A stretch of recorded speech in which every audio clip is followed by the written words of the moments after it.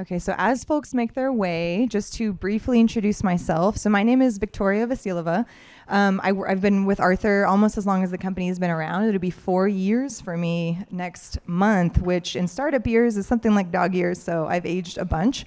But Arthur, if you're unfamiliar with us, I know some of you are familiar faces, which is super cool for me to see. Arthur's in the model monitoring and safety and security space. And so one of the things we do here is we have a drinking game for any time someone says LLM. Just kidding, that's not what we do. But basically, as these models are in production, right, you want to make sure, oh my God, Rowan.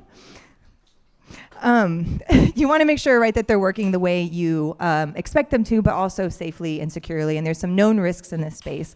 And what's super exciting about our topic is March is obviously Women's History Month, right? And we want to be as inclusive as possible, right? So women identifying folks, trans and non-binary women, et cetera. And so I'm pleased to invite here a panel of the most amazing women, some of the most amazing women in this space who are going to talk about, trailblazers in tech, women pioneering much of the AI innovation, right? And so we've got a lovely moderator, Tanya Dua, who's going to be asking our panelists questions. She'll introduce them or they'll introduce themselves. From a logistics perspective, we'll go until about 7 since we started a little after 6, and then we've reserved some time as well after that to give you all a chance to ask questions of the panelists themselves. For that time, we do have extra microphones, and so if you have a question, just raise your hand. Someone will find you, give you a mic, and wait to ask your question then just so we can all hear you. I have one. You can hear my voice really well, but we're also recording these, and we post them on YouTube after, so you can revisit this, but it just helps make sure your audio is captured clearly and accurately. And so without further hesitation, let me just hand it over to Tanya and the moderators.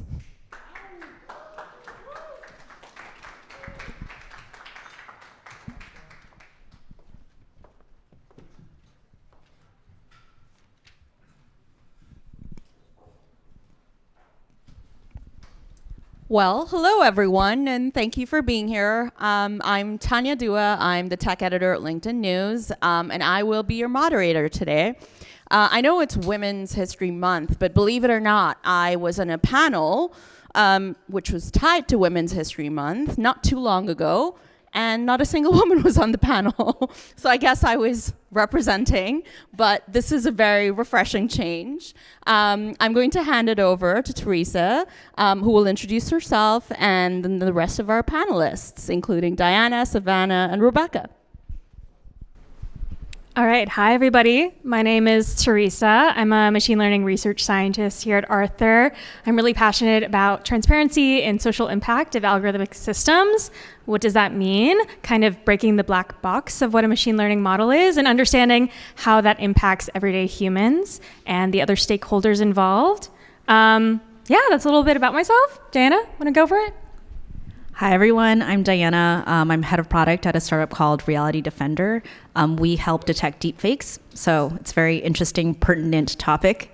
What am I passionate about? I am actually very passionate about trying to automate the majority of my job away. So I've been trying to just recently I set up a spreadsheet that's AI driven, that does competitive research. So that is what I'm currently working on.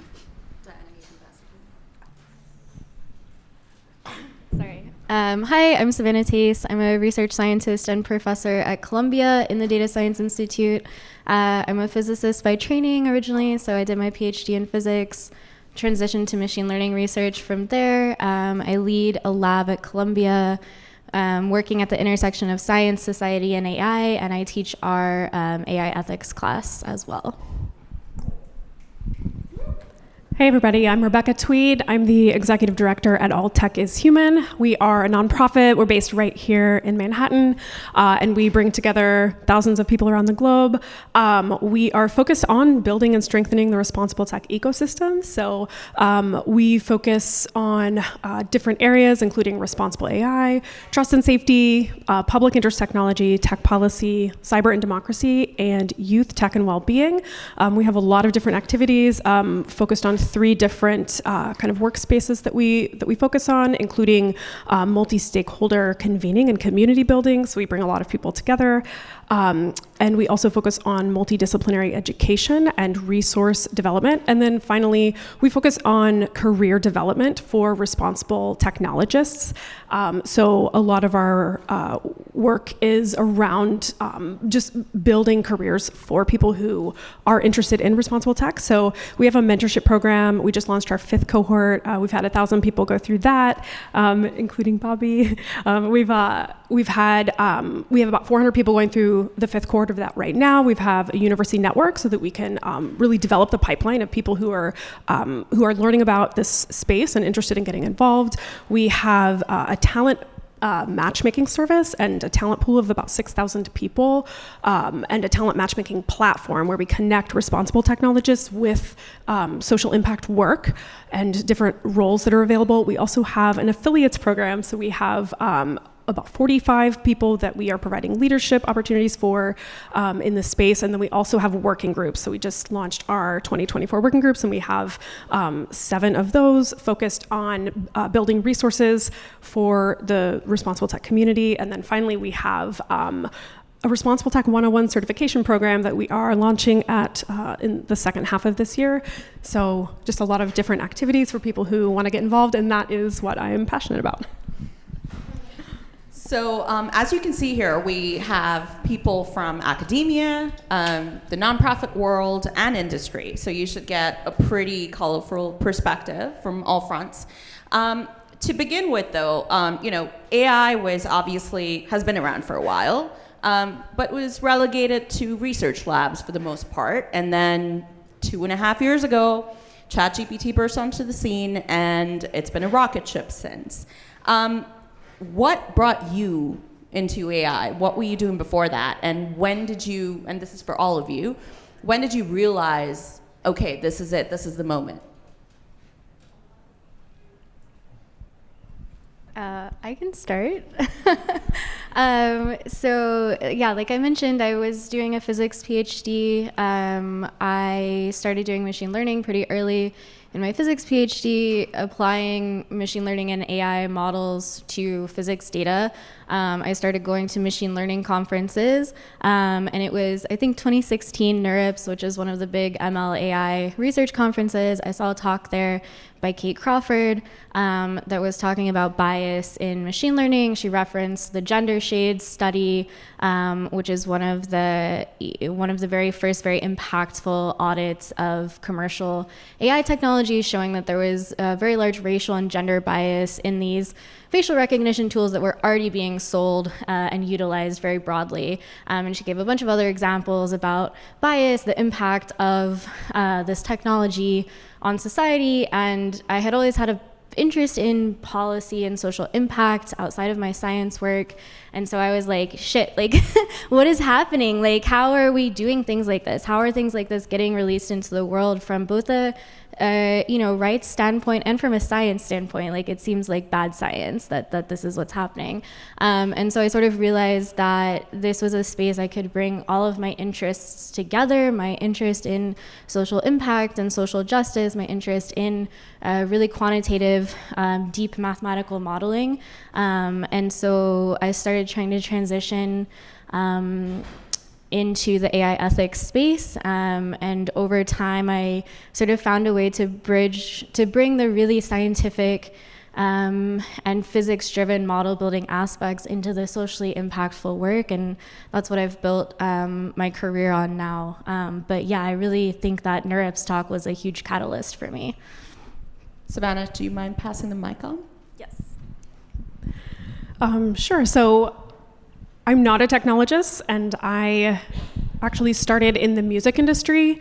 I was in PR and communications. But one thing I was starting to notice in that particular industry, and then started to see everywhere else, was basically the use of AI in ways that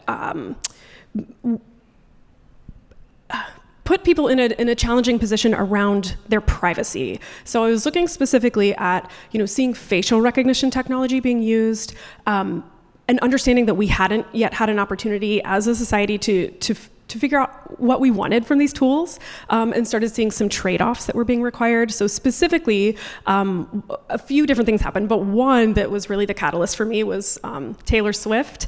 Her 2018 Reputation tour, her team hired a security company, and they put up kiosks at every tour date, and they would play rehearsal footage, and installed facial recognition cameras. And the point was basically to try to lure in any of Taylor Swift's hundreds of known stalkers and to check their faces against that database. And recognizing that the trade-offs involved, we have, security is a really important thing, and Taylor Swift has a bunch of stalkers, and this is important. But at the same time, there was no consent given by anyone who walked into these kiosks, and thousands of people over the course of this tour were being surveilled without their knowledge or consent. And so just understanding that, okay, if this is happening here, where else is this happening? And then starting to see people's privacy being impacted in many different areas. During the George Floyd protests in 2020, I was really starting to pay a lot of attention to that. The Clearview AI story broke earlier that year around AI and facial recognition tools and law enforcement. And so just really starting to think about, okay, the implications of these technologies go way beyond any particular industry or any specific thing like privacy. Like there are so many different values that we have as a society that need to be taken into account when we have new impactful tech tools, and that we should have a say in how they get used on us every day. So that was kind of the catalyst for me, and I really started looking into the AI ethics was kind of the place I started, but then recognizing that there were all kinds of different roles popping up on tech teams, in tech companies, teams related to the mitigating the harms of the tech tools that companies were, the products that they're creating. So I started a job board in September of 2020 around just different responsible tech teams in different companies, and then expanded that from there.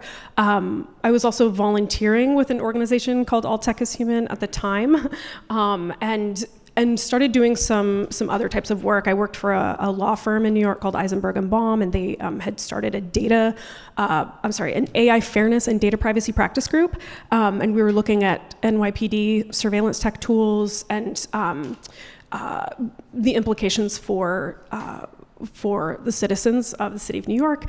And then I also took a role briefly for a project at NYU, looking at some of these jobs. There was a public interest technology convention and career fair that I was the associate producer for, and really seeing how these jobs were popping up, not only to mitigate the harms of technology, but there were so many different companies and organizations hiring people to use tech tools like AI for good and to positively impact society. So just kind of getting more interested in the space from there, and then partnering with All Tech is Human to host the job board. And then we received funding in 2021, and I was the first full-time hire there. And we've just been building the responsible tech ecosystem and the community of people who care about this ever since. Did not think we'd be talking about Taylor Swift and Black Mirror-esque, situations on this talk, but right. Here we are. Teresa and Diana, I'd love to hear from you as well. What got you started? So I just fell into AI.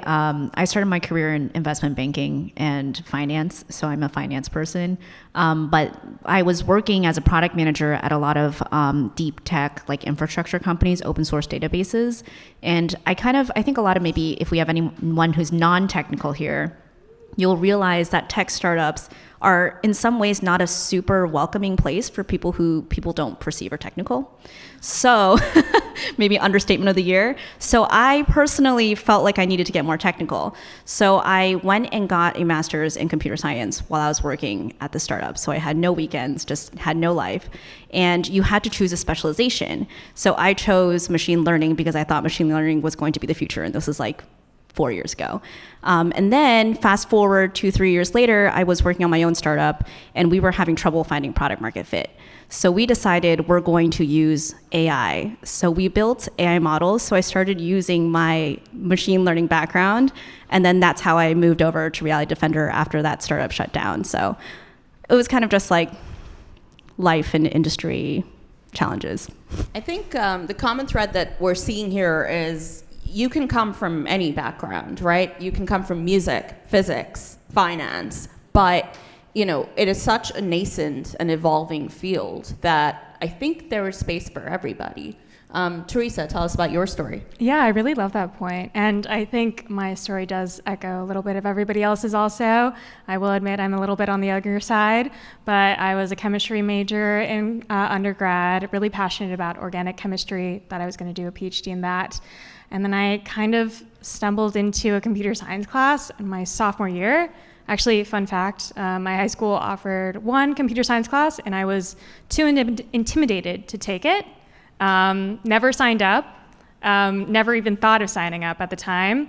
And it was only when I got to undergrad and I saw a bunch of my friends taking computer science classes and being computer science majors that I was like, oh, I think I could actually do this.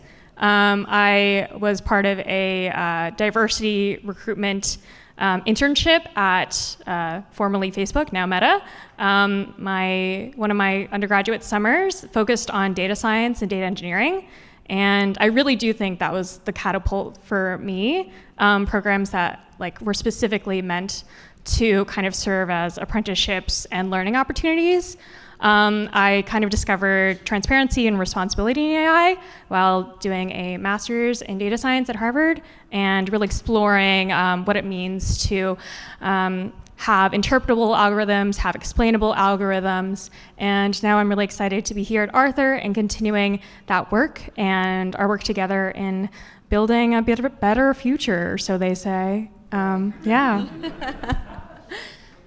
So obviously this is a very exciting time to be in AI, whether you're in academia or the nonprofit world or especially industry. A lot of money flying around. But there's obvious problems, with LLMs and with bias and hallucination and data privacy implications. This is open-ended, so any of you can take this, but what excites you about the current state of AI, and what concerns you the most? I'll let someone else start. I think that's a great question, and I don't want to be held accountable for my answer forever. But right now, one of the things that concerns me the most is how inaccessible the language around AI can often be to people who are not in the industry. I'm often thinking about conversations I have with my parents or my parents' friends or just anybody who is not in the industry. And ultimately, AI is impacting everybody, whether you know it or not. And so how can we empower everyday users to have an opinion, have a voice, have a say in the matter?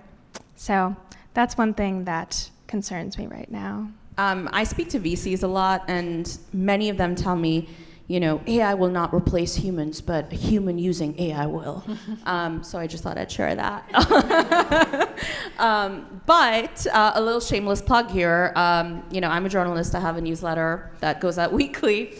And I try to do that. I try to make it understandable to a general audience. So you should find me and subscribe to it. But Diana. I think maybe I'll start with what I'm concerned about because it's related to what I'm excited about. I think what I'm most concerned about is all of these closed source proprietary models that are controlled by companies that have raised a lot of money and have a lot of control over these models. So I think that's concerning because I think these models are game changing. It's going to change how we all work every single day. And so that scares me. Also, definitely we're seeing some unethical things happen. But what excites me is I think there's a lot of recognition of this in kind of the overall model building world. So we're seeing a lot of open models come out that I think have really, really exciting performance when compared with some of these closed models. So I think that's both scary, but also exciting because I guess when people see something scary, they also see opportunity. So I don't know if anyone has seen that Databricks just released a new open model, which is very exciting. Yeah, I'm a scientist. One of my biggest concerns is what I feel is really a lack of kind of scientific rigor in the whole AI research and development space. We're seeing a lot of moves away from publishing results in any kind of open way. We have these very impactful models being developed in what are nominally research labs and previously had published analyses of their models. And we have the GPT-4 model card paper, but a lot of the things that have come out since then are not being published. I feel like there's a big move away from any kind of insight and really like rigorous scientific inquiry into the robustness of our models, how we evaluate them across phase space. We're kind of throwing around, ideas like emergent properties of these large models, abilities, and I don't feel like they're being evaluated in a rigorous way. And we're seeing a lot of pushes to integrate them very quickly into like all these different workflows, all of these different businesses, these different parts of society without, I feel, having any real trust building from both a societal buy-in side. So like, I love what you said, Teresa, but also from a science like proof-based side. And like, yes, I'm a physicist, so that's how I always think. That's a great point, Savannah, and it actually is a great segue to my next question, which is, we talked about these issues around ethics, right, and other negative consequences. What are the guardrails that you should be evaluating your algorithm or AI system or LLM against before you let it out into the wild? So this is something I work on a lot in my research. So something that I push for a lot is more sort of scientific-minded evaluation of models. Something I talk about a lot with my research and my students in classes is this idea of sort of phase space of model impact. So we often don't necessarily think about how models behave across different parts of the distribution where we want to use them. So, we sort of know you should think about if there's disparate impacts across different race or gender groups now, although that's like also not always done still, even though there's so much sort of evidence that we should do that. But I think, that's one idea that I think about a lot. Like, how can we meaningfully describe the space that we want to use models in and evaluate how they work in different parts of that space without saying like, we tested it in this sort of lab environment or this benchmark data set, we got this performance, so like, let's use it on everything and let's get all of these businesses to buy into it. So I think, this kind of phase space evaluation is really important to me. And then I also think a lot about transparency, but also what does transparency mean? Like, if the GPT-4 model card paper is like 60, 70 pages long, is very dense. There's a lot of technical jargon in it. Like, does that actually help anyone understand what ChatGPT does? I don't know, right? And so again, coming back to this point of societal knowledge and input, like, how do we do transparency in a meaningful way that allows regulators to understand what models are doing, that allows the people using and being impacted by choice or not by these models. And how do you even find the balance? Because you're also at the risk of overcorrecting, as in what Google did with Gemini, right? Like, that backfired, but for a totally, other reason and other extreme of it. When you're thinking about building for transparency and social impact, what is, a tool that doesn't exist right now, but is like an outlandish, like, dream tool that you wish existed that would apply AI for social good or impact?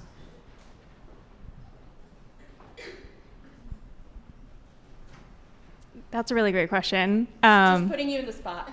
Yeah.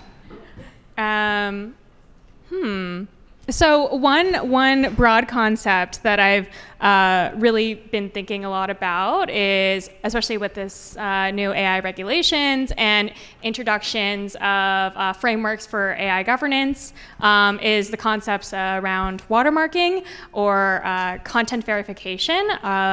so that everyday users can know if their content was generated artificially or maybe human generated, you could say. But I think the larger question around that is also not just taking for granted that more information to the user will ultimately increase user trust, but actually further exploring those kind of assumptions that are being made and making sure that we're actually incorporating user studies and everyday stakeholders into really understanding what is the best mechanism for conveying that information and empowering end users. Yeah. I think something that would be very cool is more around like bias mitigation. So I think a lot of the data sets that all of these models are trained on are obviously very, very, very biased. So if I were to have a dream tool, it would probably be something that could automatically label the data sets based on the different things we care about, like race, gender, all of that kind of stuff, and then measuring performance of that model to see what the performance is like when you change kind of the inputs and the labels that you're putting in. So that would probably be my dream tool. Either of you want to go?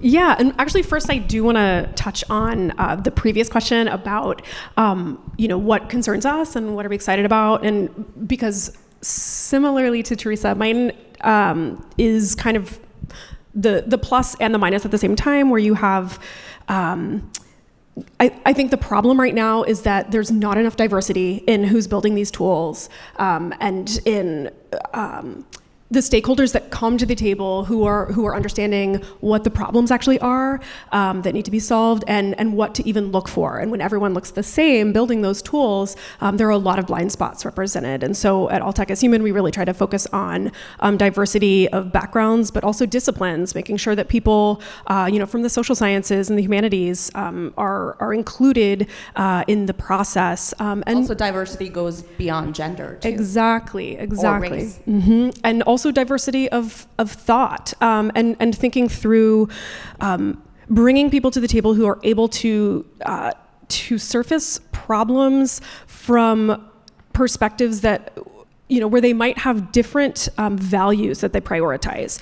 You might need someone at the table who cares a lot about privacy, but you're also going to need someone who understands safety, who understands bias, and sometimes those values conflict in surprising ways. So ensuring that more people are included in the entire process of designing, developing, and deploying. But then the thing that makes me hopeful and excited is that at All Tech is Human, we get to see every day thousands of people who do care about this, and the growth of the space, and just how many people are interested in not only just taking an interest in how this impacts their daily lives, but want to build a career around it, who want to do this full time. And I think the thing that I would look to for like the dream tool or the dream thing to do with AI, I think basically enabling everyone to be to find the perfect fit. Like there are a lot of algorithmic hiring tools that are very bad, but if there were like a magical perfect use of AI in a tool, I think enabling people to have a fair way of finding a space where they can live out their passion and have a positive impact on society through the technology that they would like to build.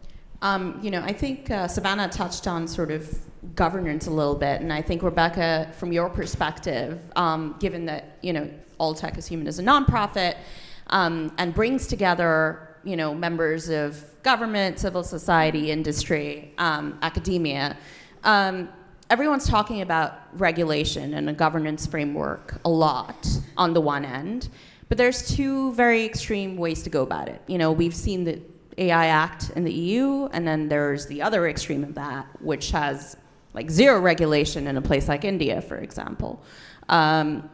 What does this look like? Is regulation even possible, especially with the rise of sovereign AI and every country sort of extending the concept of digital sovereignty to AI, and creating these silos?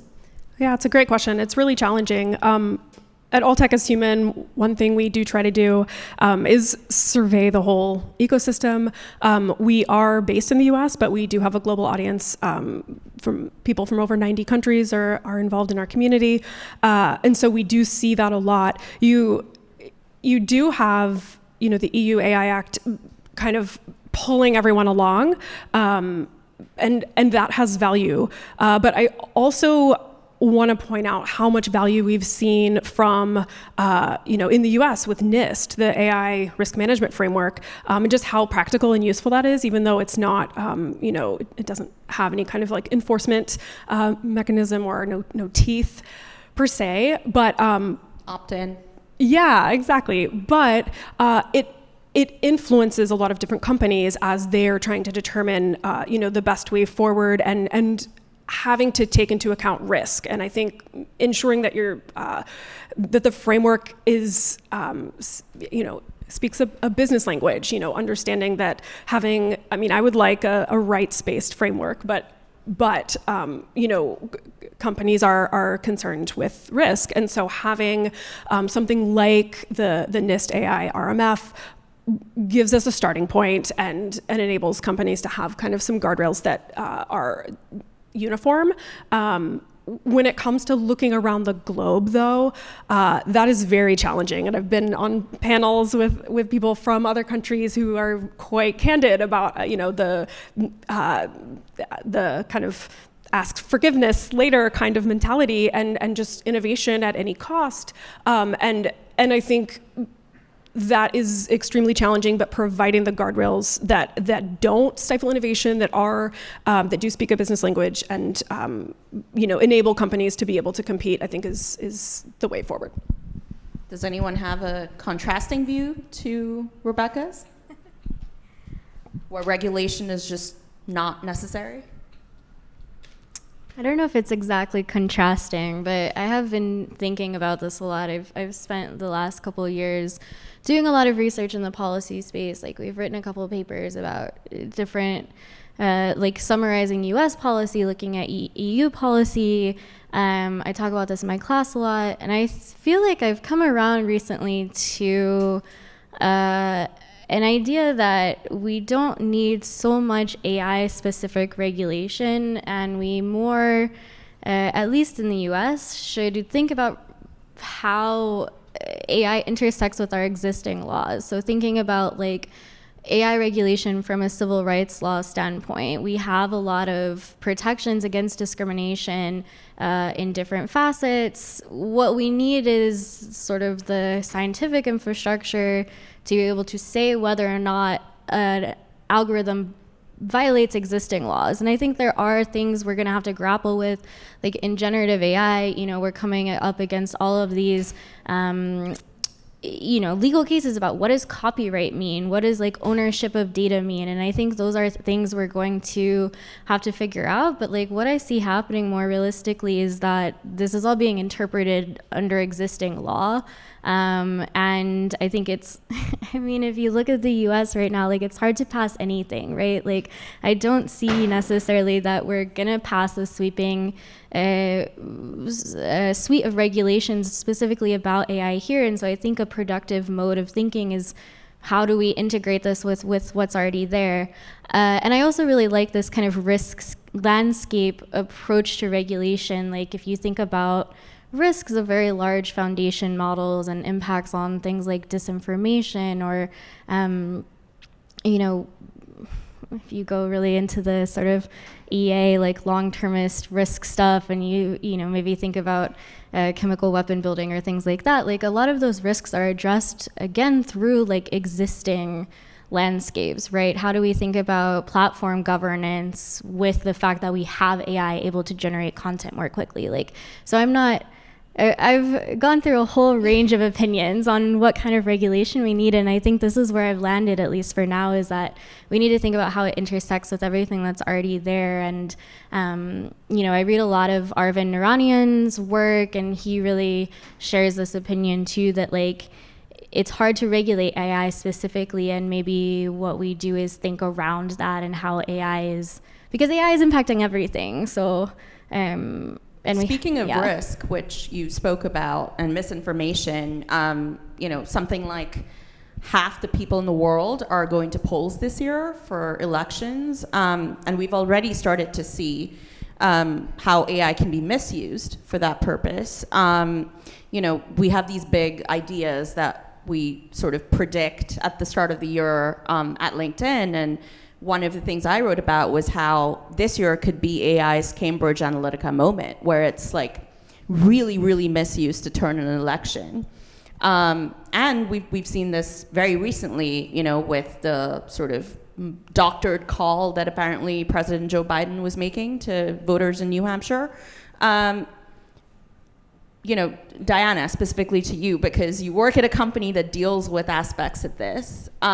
Is this a concern for you? And how do you think it's something we can even begin to address when half the people don't even understand what sort of AI entails? So forget distinguishing between what's real and what's AI generated. Yeah, I think it's a massive problem. I know my mom would definitely be tricked by literally any kind of deepfake that's out there right now. I think actually it's very, very, very hard to keep up with the deepfake landscape right now. There are like 100 different generative AI companies out there that are generating things. Actually, one recently came out called Argol that allows you to do voice clones on a recording of only 2 minutes. And so if you think about it, you could literally record your friend for 2 minutes and go like deepfake him or her to them to their parents and steal money. So please do not go do that. So I think it's a massive problem. The way I think about it, because I'm from the finance world, is I think if there's monetary value to doing something that is actually good, then more people will do it. So for us, we see that the misinformation space is a really big opportunity. It's a growing space. It actually impacts more than just the news. It'll impact people trying to spoof like call centers and banks and all of that. So there's a lot of vectors of attack for all the deepfakes. So I think like you said, it's very hard to pass a law in this country right now. So for us, I think more of how can we find monetary ways to incentivize people to actually do AI for good, rather than trying to create all these deepfake generation tools that we have today. To that end, and you can pass it on to anyone else, or you can answer it if you want. What are certain jobs that you think are the most important in this context, right? Where AI is proliferating at a rapid scale, but then all these issues are too. What are some jobs in the space that people should be thinking about that they're interested in, but may not be on their radars? Great job right now, I think, is data engineering. Everything that goes into a model is data. So I think that's definitely a space that I feel like doesn't get enough attention. Everyone wants to be like an AI researcher, but I think there's a lot of work to be done there. So that's super exciting. I'm trying to think about maybe some other ones. I think that's kind of like my top one that I think is going to be a growing space. Rebekah? Yeah, I do think trust and safety is a really important space that needs a lot of attention right now. And of course, a lot of companies have been cutting those roles. But what we have found at All Tech is Human is that people who have experience in that space are kind of going off and doing their own consulting, and companies are still needing people to do this. I think the intersection of trust and safety and artificial intelligence is a really important space where we need skilled people who are passionate about, having a positive impact on society and mitigating the harms of AI. I think about deepfakes are one thing, but even just the AI literacy problem more broadly. I think about when the RNC put out that ad that they said this is AI generated, but they showed like some like hellscape, this dystopia, and but even disclosing that it's AI, people are impacted by the negative imagery, and so I think like there's a lot more than just being able to determine if it's AI or not. It's still have a potentially negative impact as we're able to generate very easily, images that look like whatever we want. So I'm an academic, so not one to give practical job advice, but I'll say what I think is really important for people to do, which is more kind of grassroots, nonprofit, AI literacy, advocacy work. Like if I wasn't in academia, jobs that I think about are like working at Center for Democratic Technology, the Tech Equity Collaborative, like the ACLU, groups that are really working in this literacy space, because I'm a big believer in grassroots advocacy, mutual aid, this kind of like community support, community advocacy work. And like that's really what we need, I think, to resist the negative impacts of what's happening with AI. Like, I want to believe in government and regulation, and that, companies are not always doing bad things, but I think there's a lot of power in collective action. And so I think those kind of roles are incredibly important. Obviously, working in nonprofits is not super lucrative usually, but I think it's really important work to think about, like, how do we build power for collective action in this space?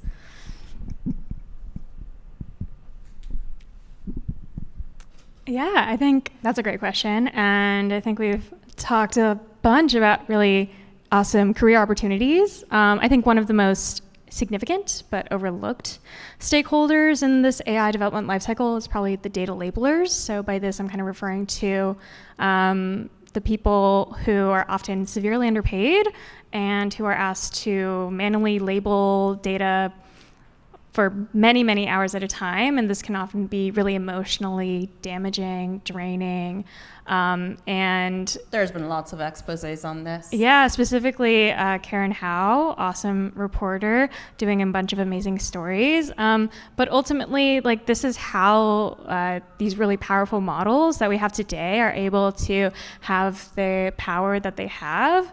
And I think that this comes at a very high personal cost to the labelers directly involved. Side note, for those of you in New York who like Broadway plays, there's a play called Job. I highly recommend. Anyway. You're the second person in 2 days saying that to me. Yeah, it's everyone. Good. It's really good. Job. Job. Oh, Job. Yeah. Well, so since we're here commemorating Women's History Month, it would be, very silly of me if I didn't bring this up. The New York Times a few months ago had a list of AI experts to follow, and it had 0 women on it, which, as we know, is, not the case. But here we go, the paper of record.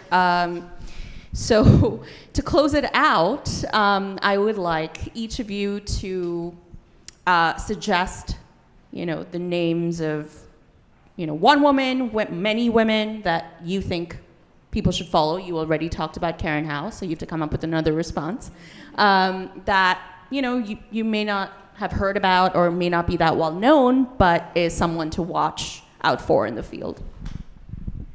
Yes, I do have one. Her name is Sarah. She is the founder of a startup called Seek AI that is located in New York. They do generative AI for like SQL queries.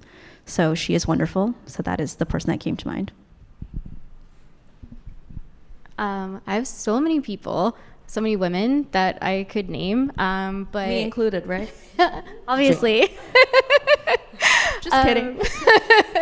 But sort of top of list for me are Deb Raji and Abiba Burhani. Sorry if I'm mispronouncing her name, but they have inspired, the two of them, so much of the work that I do. I cite them constantly in my class.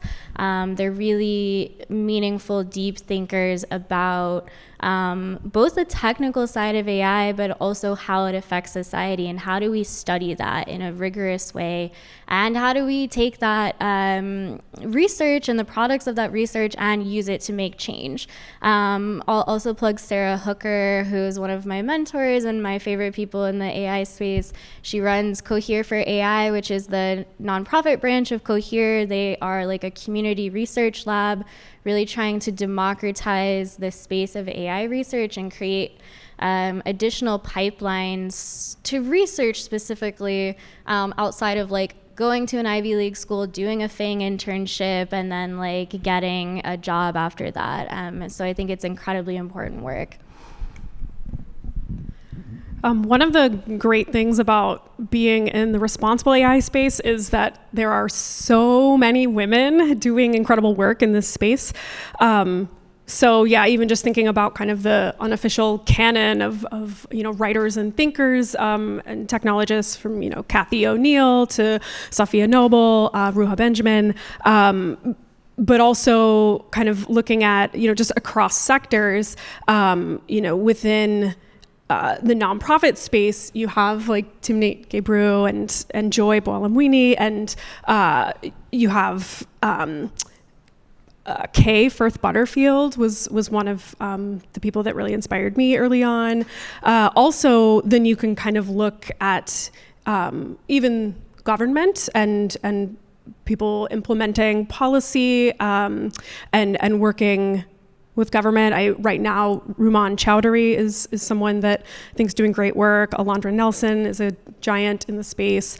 And you could kind of go in any sector and find someone who's done really important, impactful work. And All Tech is Human does have a large, like a reading list, and many of those are women. So check that out if you're looking for people to read. And a jobs board too, right? Yes, yeah, we do also have a responsible tech jobs board with about 500 roles at any given time. So check that out too. Well, Teresa? Can I just plug quickly, also Women in Machine Learning. I've been on the board for like off and on for 5 or 6 years. If you're in more of the research and technical side, it's an amazing resource. It's one of the most meaningful things that I've done in my career so far. And all of the sort of research, ML research affinity groups, Queer in AI, Black in AI, Latinx in AI are really wonderful places to plug in. Okay, +1 to every name that's already been said.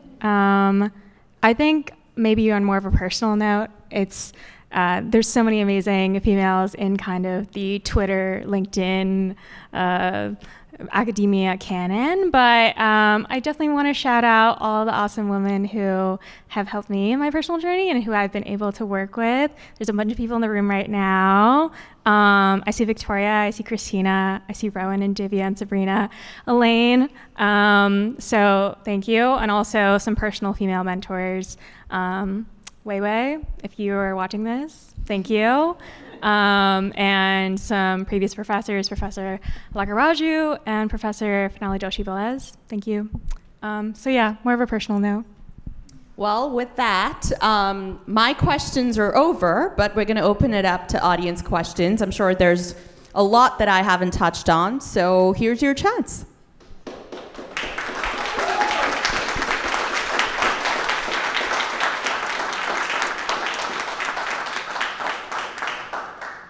So we have a mic in the back. If you could just raise your hand if you have a question. Hi, thank you so much for all of your insight and your answers to the questions. The question I have regards... Could you also introduce yourself? Yes, I can. Hi, my name is Alexis Burns. I'm a research scientist. My work focuses on robotics and AI, mostly for tabletop manipulation. Okay. So my question is regarding how quickly AI innovates, and how when something new comes out, it seems like in both industry and academia, everybody is jerked to the left and then jerked to the right. And I'm wondering, how has that impacted any of you in your work? And what practices do you have to mitigate being jerked around by the trends, but also following the trends that are beneficial to your work? I do have maybe a controversial opinion about AI right now. So I think what I've noticed is on the engineering side, the engineering practice has been optimized to death.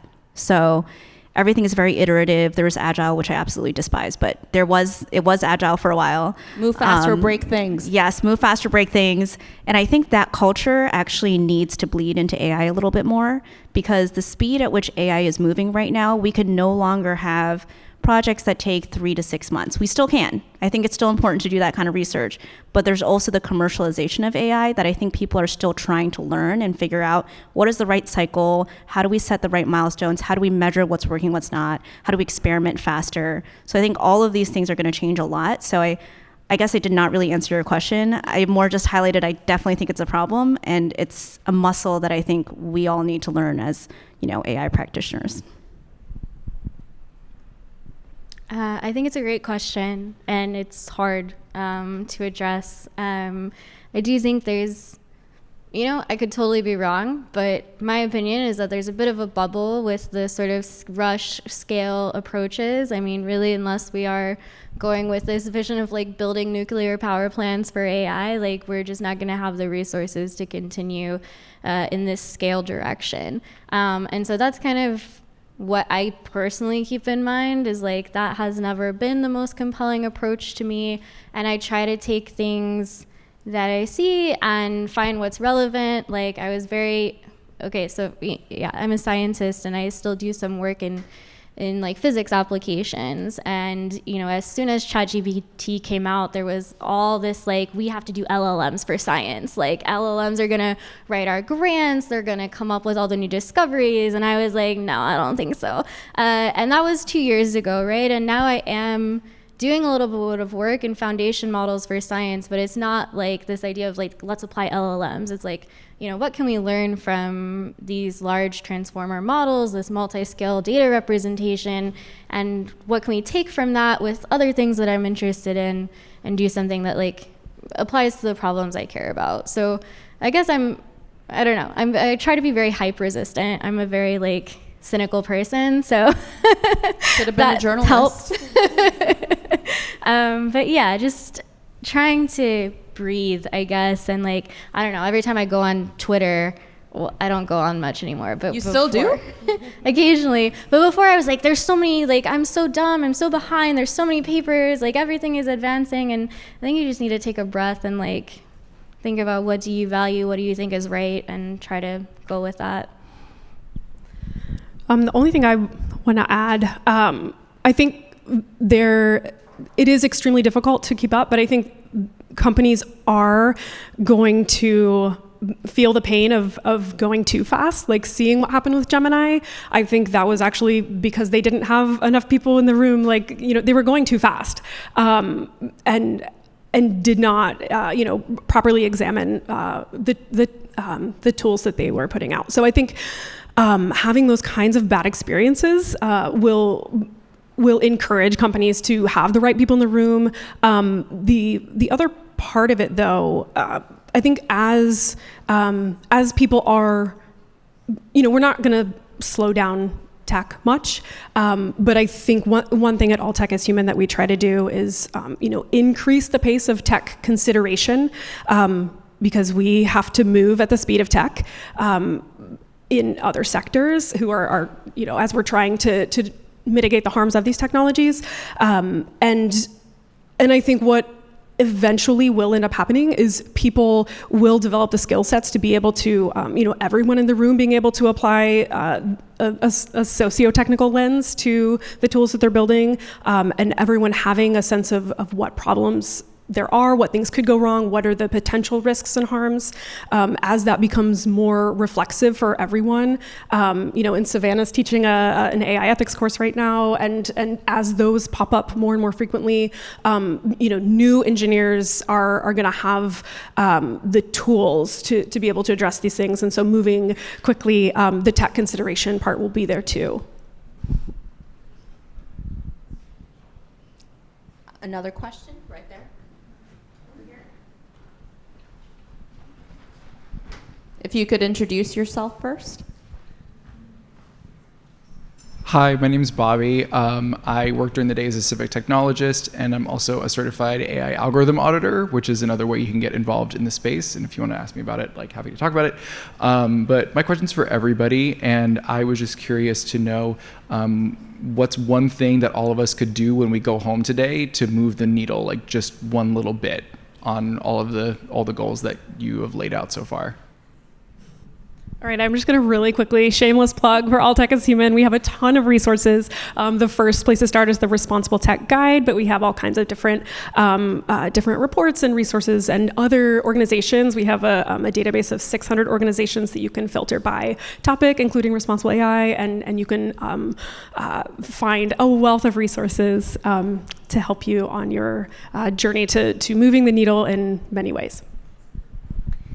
Yeah, I guess something I would suggest is finding a news source, a newsletter, something like that relates to your interest. I religiously read like the Data and Society newsletter, the AI Now newsletter, MIT Technology Review, Algorithm, I think it's called The Algorithm, their weekly newsletter, and then actually the Fortune magazine Eye on AI newsletter.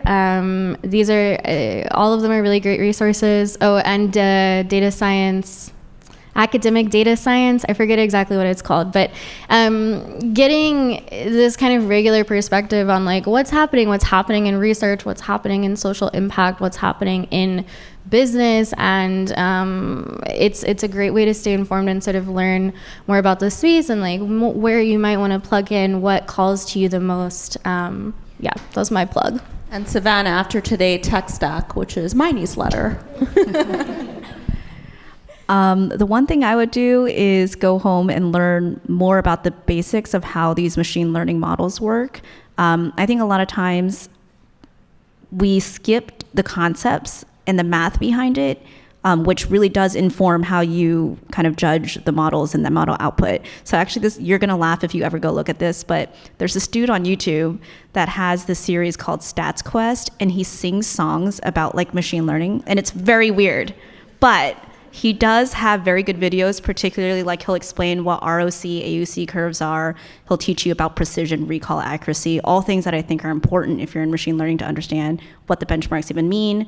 So I'm warning you, it's kind of strange, but they're very good. Okay, kind of random recommendation, or maybe take this as it is. Maybe sit down with a little journal, a little nice cup of tea, and then think about like the 3 like questions that you think are dumb that you have about AI, or the state of AI, or the state of Silicon Valley, as dumb as you think that they could be, and then try to figure out the answers. So like today, we were thinking like, oh, are there any females now on the OpenAI board? We didn't know. And then we looked it up. 3. Yeah. There you go. I think we have time for one more question. Oh, all right, 2 more. I will give it to you. First of all, I'm really impressed with this panel. My name is Denise, and I'm an advisor as well as on the committee for the United Nations, where we are formulating a global treaty on how to prosecute cybercrime. So each of you, and I feel like maybe it's a buzzword where everyone is saying responsible AI, but what I found a challenge, and it is indeed a challenge to incorporate human insight when it comes to data input as well as the output, right? And I forgot who mentioned that majority of companies are laying off, I guess, engineers. Trust and safety teams. The trust and safety teams. So with the larger corporations or startups, you know, whoever wants to tackle this question, how do we, enforce human oversight, so to speak, before, and because you've cited the Gemini relating to Google, what happened, it was not good for, well, not good is not the appropriate verbiage, but you get what I'm saying, it was problematic for the company overall. So in your, in your line of work, how are you navigating that, and how do you what's the solution for a larger corporation if they're getting rid of their trust and safety team? You're probably not looking for an answer from me, but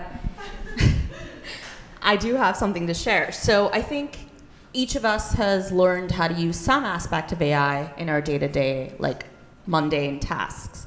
For me, a lot of that is transcription, right? There's a lot of AI-generated transcription services. If I was sitting down to transcribe every single interview I ever, had, it would take up a lot of my time.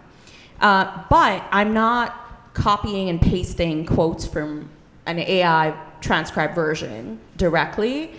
I will always listen to it again. So in my personal life, it's basically using AI as a tool to speed things up and make me more efficient, but I'm not blindly following, anything. And we've talked about, everything that's wrong with, bias and all of that. So it's just not trusting it blindly, I would say. But that's from my perspective. I will now pass it on to the esteemed panelists.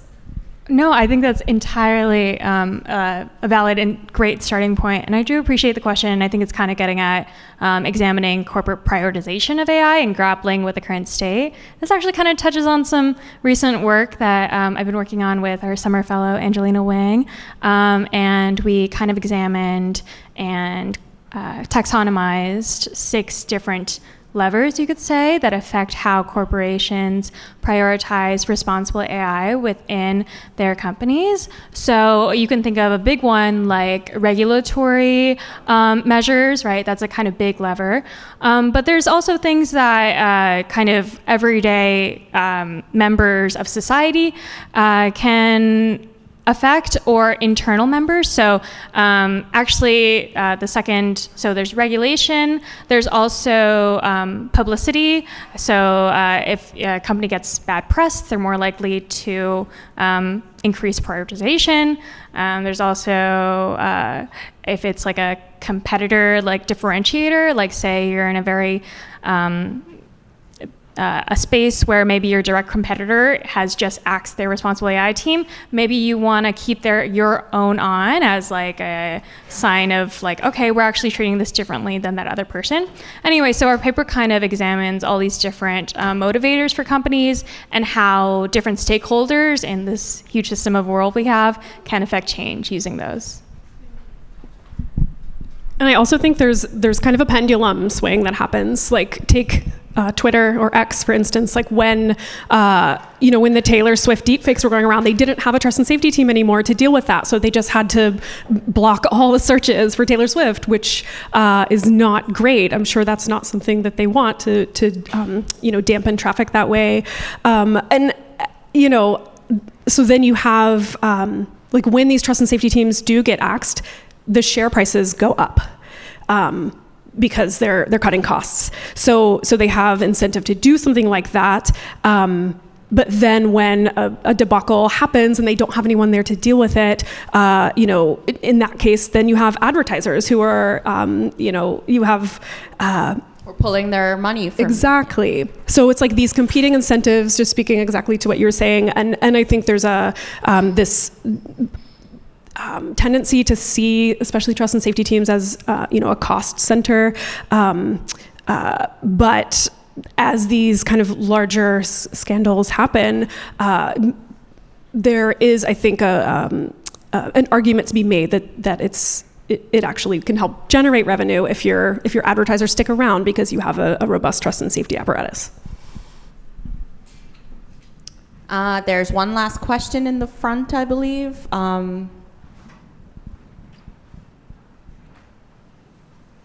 Good evening, and thank you for your time. My name is Adam Khan. I'm a hybrid of an application support engineer and a DevOps engineer.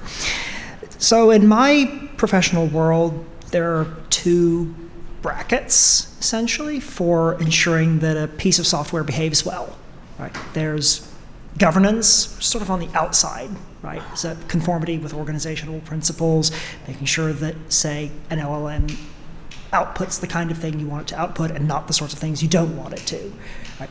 And then there's this inner question of emitting metrics, introspection, you might say, or we've classically spoken of explainability for AI models, which is frustrated somewhat by the scale of the hyperparameters that can be produced by these larger models that are being produced these days. But in any case, they're able to say something about their internal state, explain themselves to some degree. And then this panel started talking about something larger than governance, it sounded like, to me anyway, right? Moving beyond just behaving well according to well-established standards to behaving well throughout its phase space, to borrow an expression from Savannah up here. Making sure that this thing behaves well in a large sense. And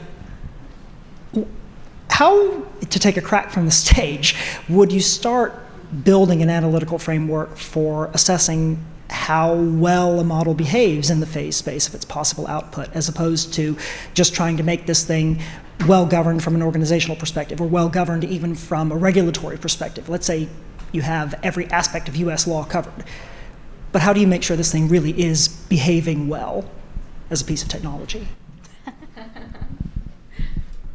I think this question was tailor-made for Savannah.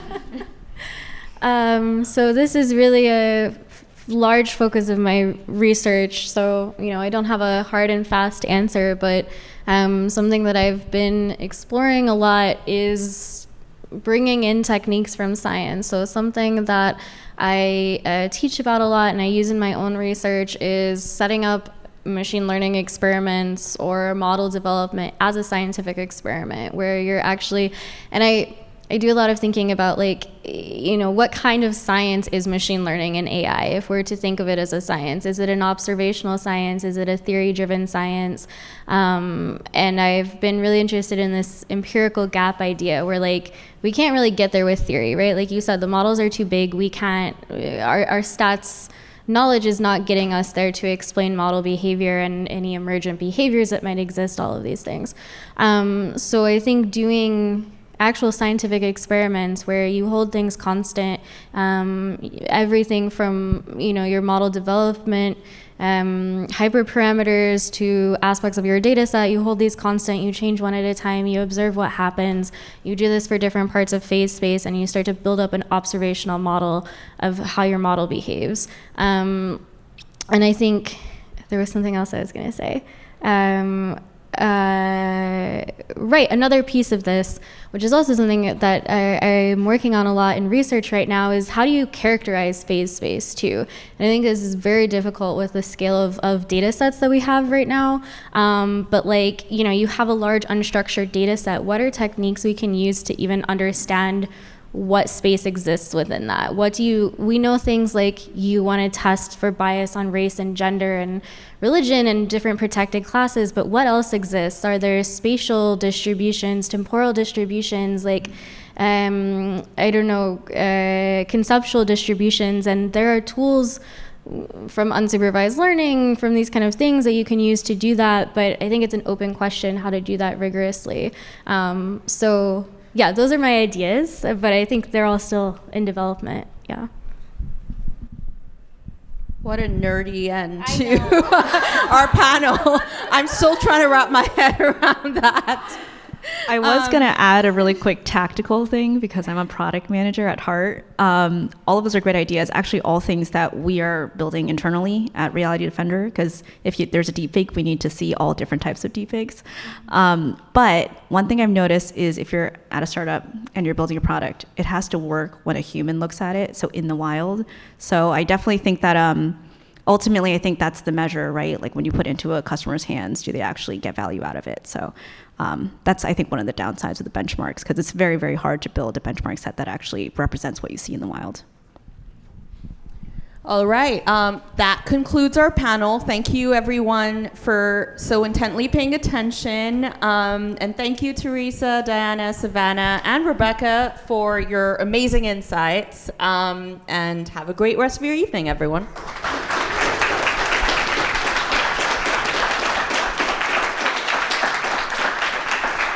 Also, thank you to everybody at Team Arthur for putting this together.